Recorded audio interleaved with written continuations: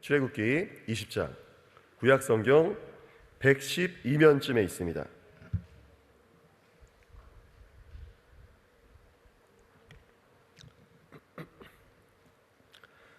저 다 찾으신 줄 알고 저와 성도님들께서 한 절씩 교독하시고 마지막 절은 합독하시도록 하겠습니다. 제가 먼저 읽어 올립니다. 하나님이 이 모든 말씀으로 일러 가라스 때 나는 너를 애굽 땅 종되었던 집에서 인도하여 낸 너의 하나님 여호와로라.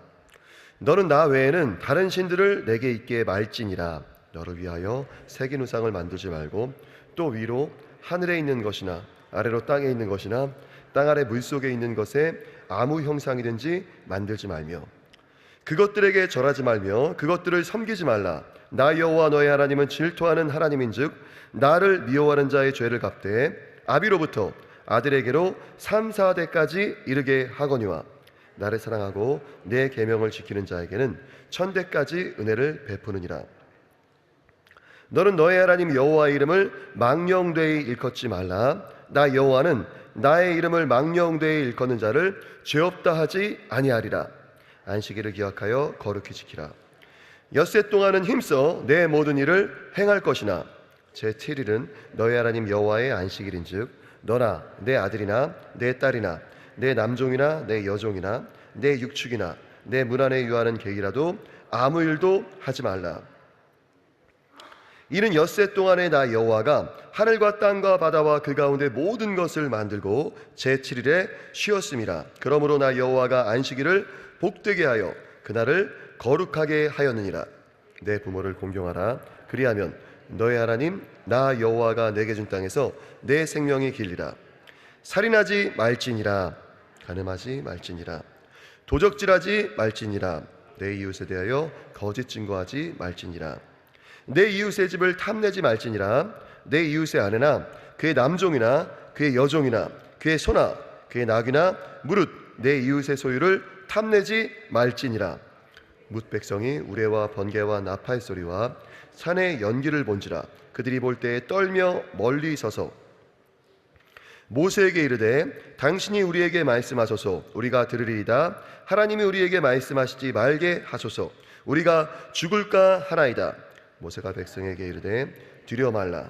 하나님이 강림하심은 너희를 시험하고 너희로 경외하여 범죄치 않게 하려 하심이니라. 백성은 멀리 섰고 모세는 하나님의 계신 암흑으로 가까이 가니라.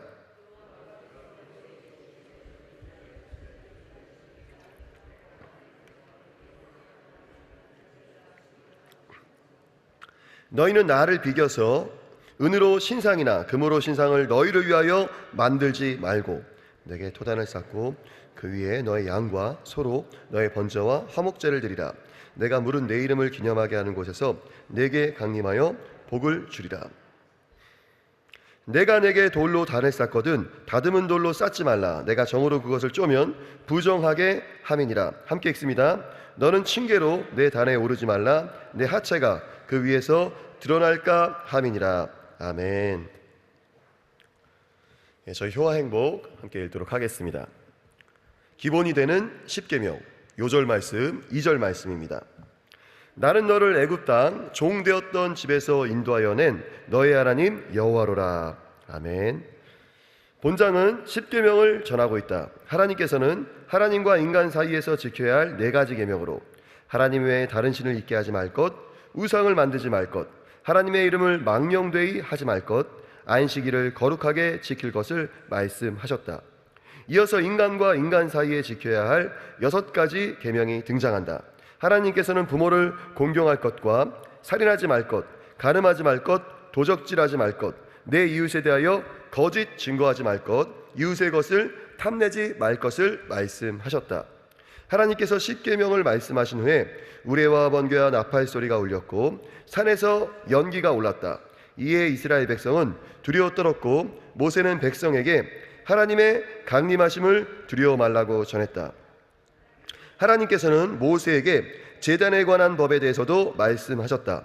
먼저 하나님을 은이나 금으로 신상을 만들지 말라고 말씀하셨으며 단을 쌓는 데 쓰이는 돌은 절대 다듬지 말라고 말씀하셨다. 삶의 변화, 하나님께서는 이스라엘 백성이 하나님의 백성답게 살아가게 하도록 율법, 십계명을 주셨다. 구약시대의 율법은 무엇이 죄인가를 알게 하는 역할을 하였지만 오늘날 율법은 순종을 통해 하나님의 놀라운 복을 받을 수 있는 축복의 통로이다. 율법은 하나님의 자녀된 성도가 행복한 삶을 살 수 있도록 하는 지침이다. 하나님의 뜻을 거역하는 자에게는 율법이 무거운 짐일 테지만 그것을 기쁘게 따르는 자에게는 복받는 지름길이 되는 것이다. 아멘. 저희 오늘 출애굽기 20장 말씀 나누도록 하겠습니다. 저희가 잘 알듯이 그 출애굽기의 이제 20장에는 십계명이 나옵니다. 그래서 이 십계명이 두 부분으로 나뉘어져 있죠. 첫 계명부터 네 번째 계명까지는 하나님과의 관계에서, 사람과 하나님과의 관계에서 지켜야 할 하나님의 말씀이고요. 다섯 번째부터 열 번째 계명까지는 사람과 사람 사이에 지켜야 할 하나님의 말씀입니다. 우리 예수님께서도 하나님 아버지께서 우리에게 순종하라고 말씀하신 모든 율법을 두 가지로 이제 요약을 하십니다. 가장 큰 계명 두 가지가 무엇인지 이제 말씀을 하시는데요. 첫째, 마음을 다하고 뜻을 다하고 힘을 다하여 주 너의 하나님을 사랑하라고 하는 신명기 6장 5절 말씀이었고요. 그리고 두 번째도 그와 같이 중요하니 라고 말씀하시면서 내 이웃을 내 자신과 같이 사랑하라고 하는 말씀을 전하십니다. 이 말씀도 전혀 새로운 게 아니죠. 레위기 19장 18절에 있는 말씀입니다. 그러면은 이 두 계명마저 요약하고 압축하고 줄이면은 하나님께서 우리에게 명령하신 단 하나의 말씀은 어떤 말씀일까요?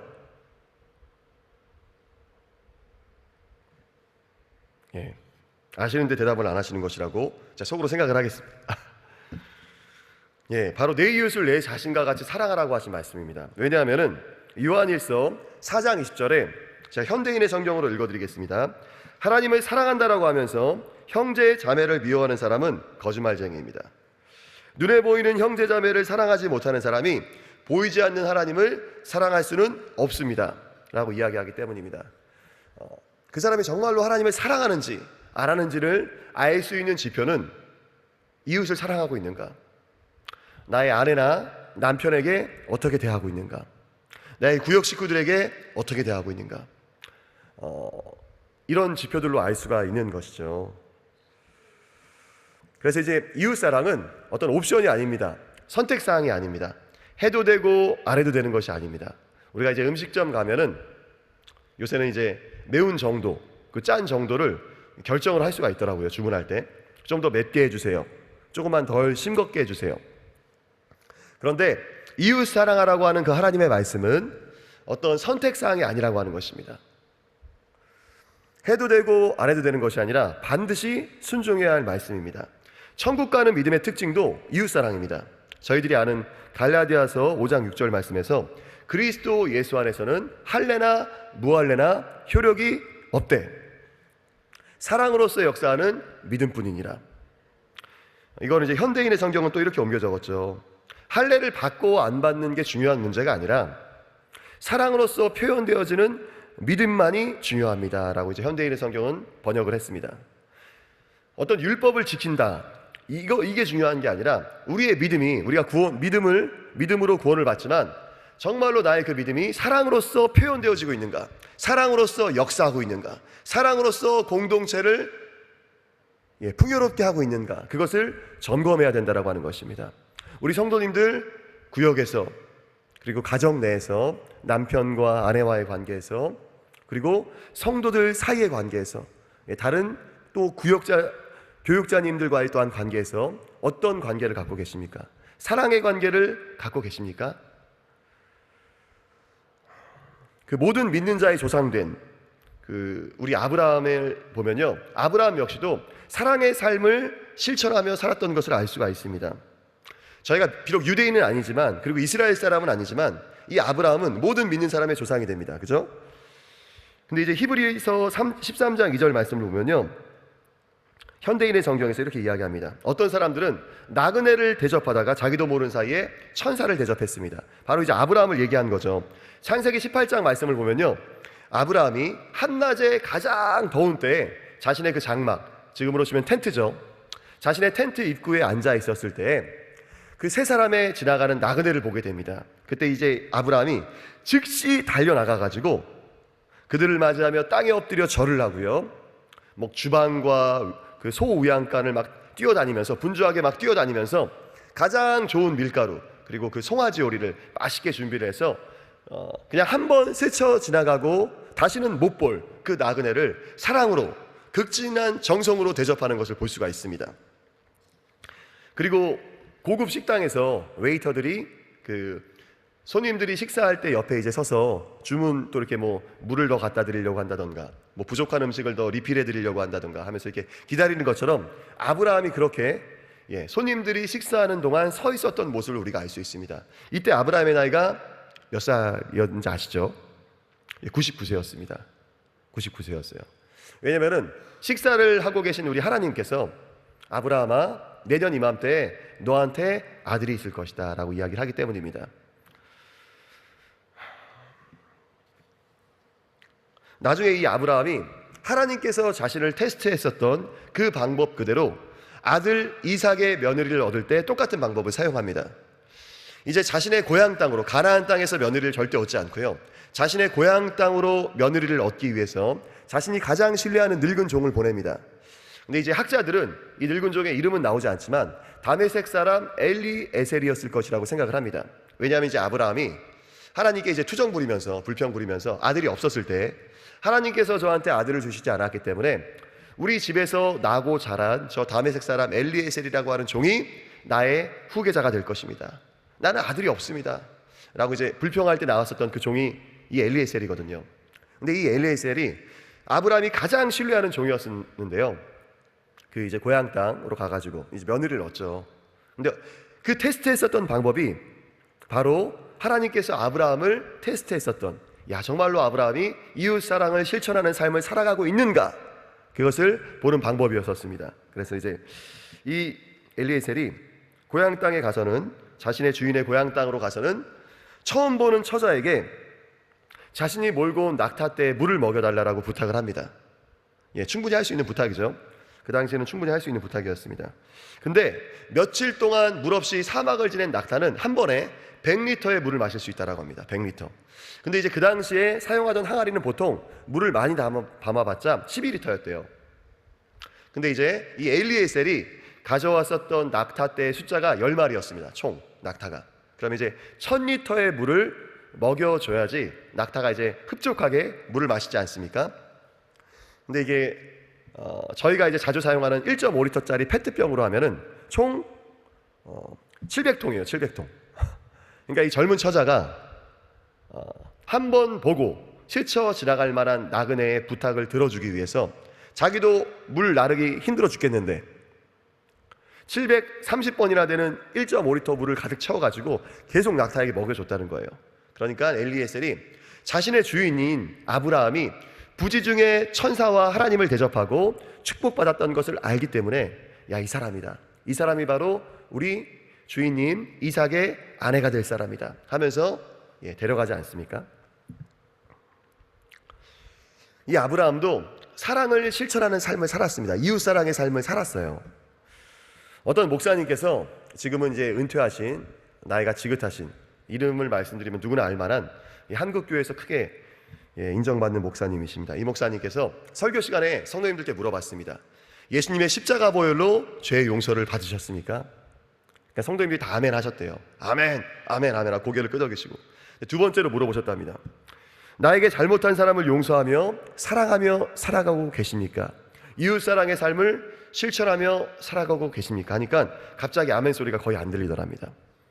그러자 목사님께서 이 두 가지는 같은 것입니다 라고 이야기를 했습니다. 그렇습니다. 우리가 예수님의 십자가 보혈로 죄 용서를 받았다는 것과 우리가 그 사랑에 감격해서 다른 사람들을 용서하며 살아간다는 것은 같은 것입니다. 이웃사랑을 실천하는 모습, 그 사랑이 우리의 믿음을 통해서 역사하는 모습은 바로 용서입니다. 저도 용서하는 게 너무 힘들어요. 사실은 제 초등학교 때 별명이, 제가 성령 충만 기도회 때도 몇 번 말씀드렸어요. 쫌팽이,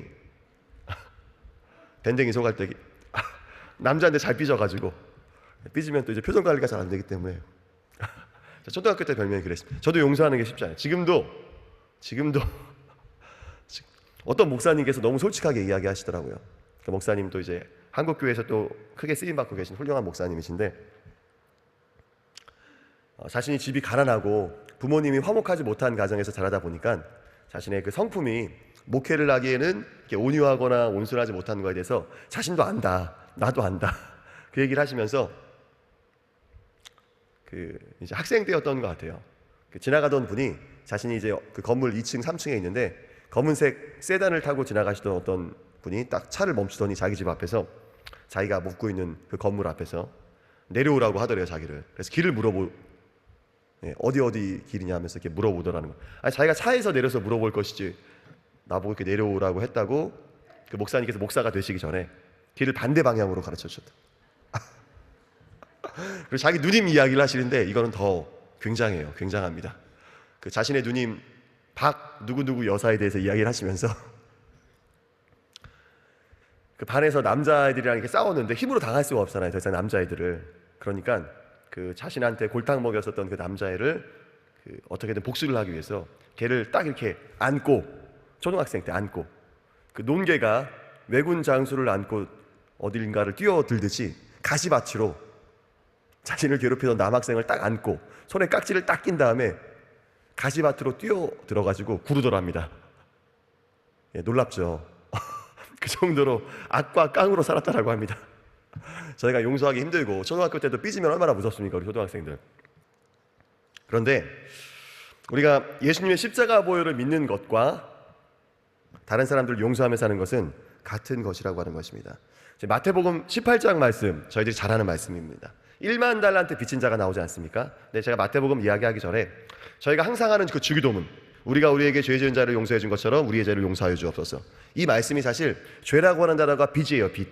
빚이란 단어입니다. 그러니까 마태복음 18장에 나오는 하나님께서 우리에게 1만 달란트의 빚을 용서해 주신 것처럼 나한테 100데나리온 빚진 자의 빚을 제가 용서해 줬습니다. 그러므로 주님, 저의 죄를 용서하여 주시옵소서 라고 하는 기도가 주기도문의 기도입니다.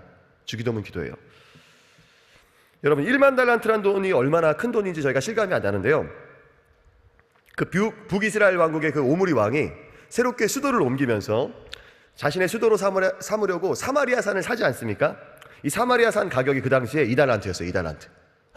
한 나라의 수도를 사기 위해서 커다란 산을 하나 사는데요, 그 산의 가격이 2달란트였습니다. 2달란트. 그러니까 1만 달란트라고 하는 돈이 얼마나 큰 돈인지 알 수 있겠죠. 또 이제 데나리온이랑 비교를 하면은 1달란트는 6천 데나리온이었습니다.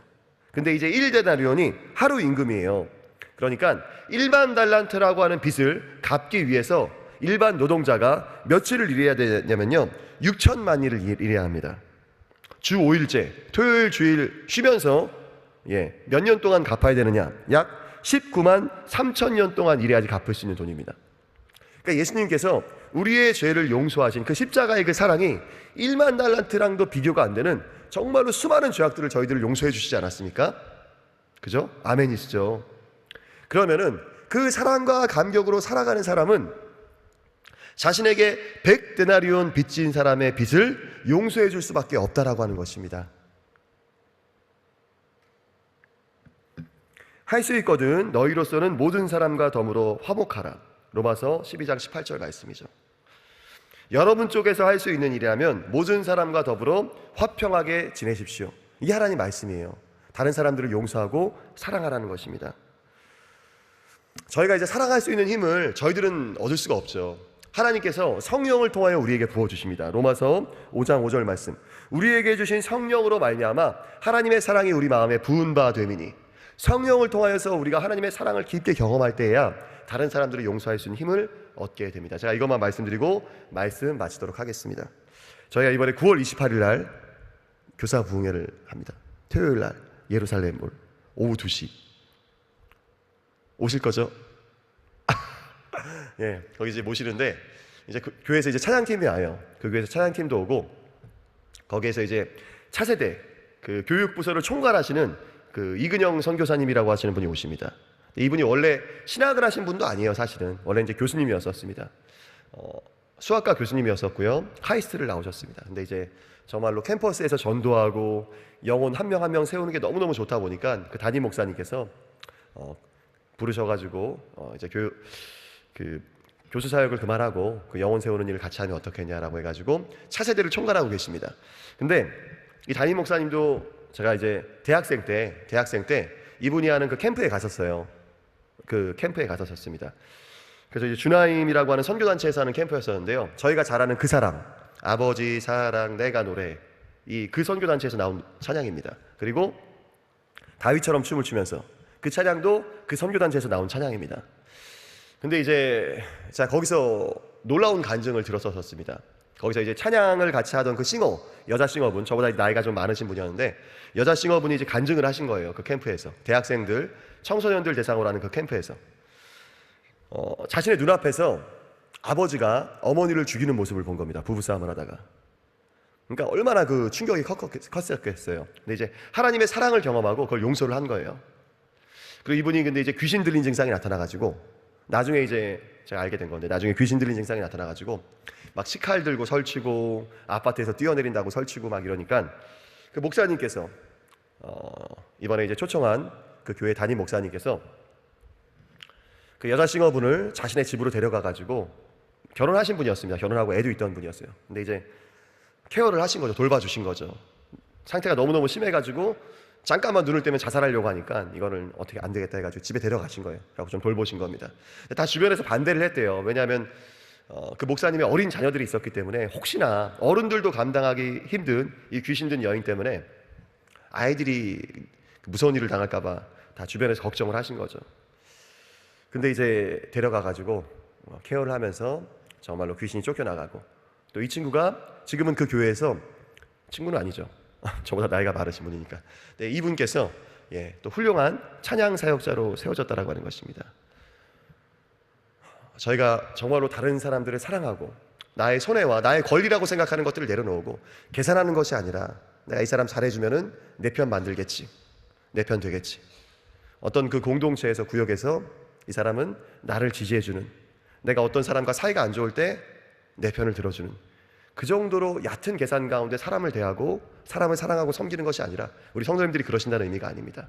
근데 제가 보니까 제 안에서 일어나는 어떤 다른 사람들을 대하고 어떤 세워주고 하는 모습들을 보면 참 얕은 계산으로 할 때가 많더라고요.